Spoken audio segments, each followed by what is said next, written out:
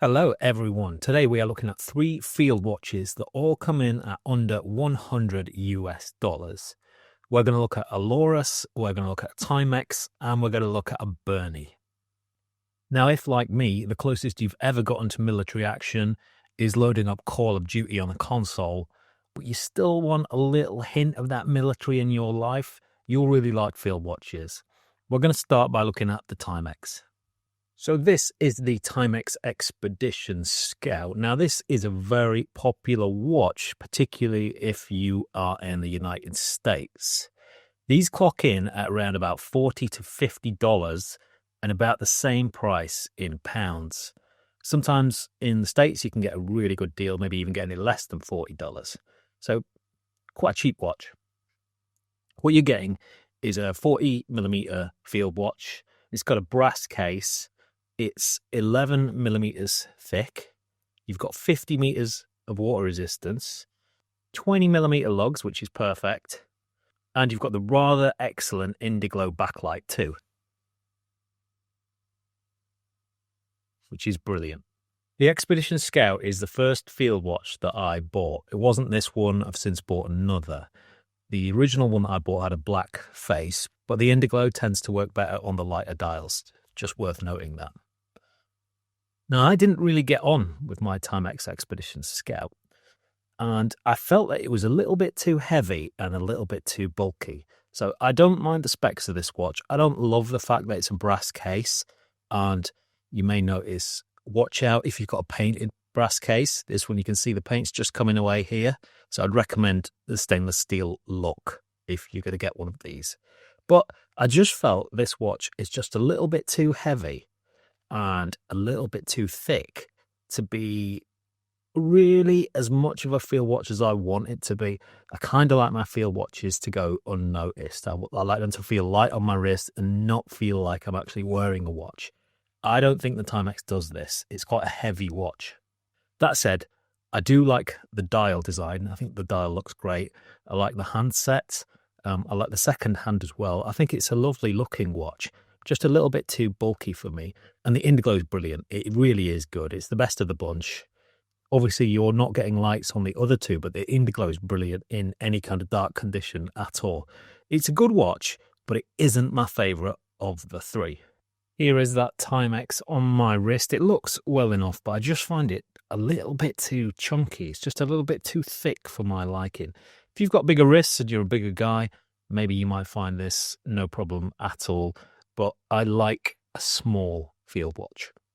Next up, we have the Berny T2566MS, coming in at around $65 or about 50 British pounds. This is a very well-spec'd watch. We've got a 37mm case. It's just 9mm thick, so nice slim profile. Titanium case, sapphire crystal, 50 meters of water resistance. That isn't a bad package at all. And obviously, we've got this really nice mecha quartz movement, which gives you the sweeping hand effect of an automatic watch, but it's a quartz. Some people don't love the very small crown, and admittedly, it is quite small and a little bit fiddly for me. But on the whole, I think this is a cracking little watch. Really packs a punch for the price. Here is the Berny on my wrist, which I think is a really good fit. The 37mm case feels really nice, and at 9mm thick, I'm really happy with the way that one wears. Also, it can afford a little bit of the extra bulk from a NATO strap as well because it's so thin. Lovely little watch. Really, really good value.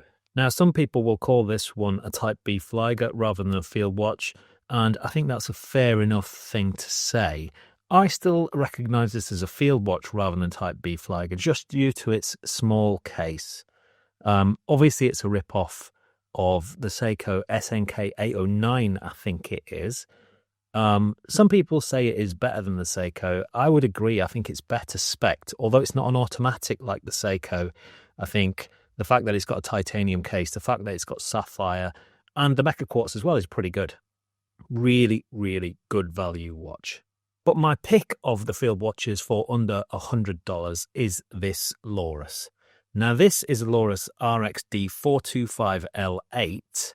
It has been superseded by the Lorus RG877CX9, which is slightly changed but very, very similar. I just happen to have the older one. Now, this watch clocks in at about 65 to 75 pounds. It's difficult to give you a dollar's price because I'm not sure how easy it is to get in America, but I would imagine it'd come in at about $80 if you can get hold of it. For the money, you're getting a 37mm titanium case, so another titanium case watch here. Slightly thinner than the Berny, this is just 8mm thick. We've got mineral crystal, so the Berny beats it in terms of its crystal, but we've got 100 meters of water resistance here.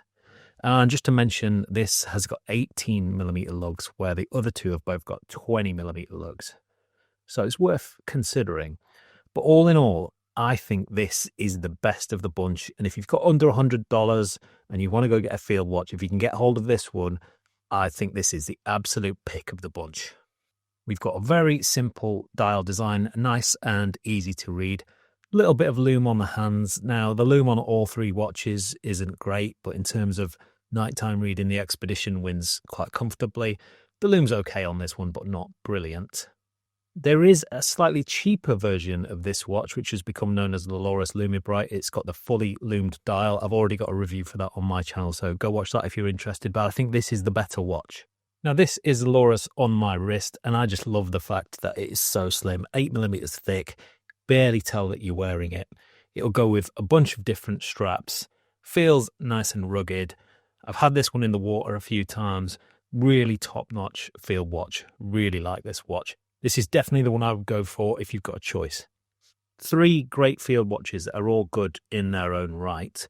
Personally, I rank the Timex Expedition Scout bottom just because I find it a little bit too chunky and I don't like the fact they've used a brass case. The Berny's a great watch. If you don't mind having a watch that is called a Berny on your wrist, it's a fantastically spec'd watch.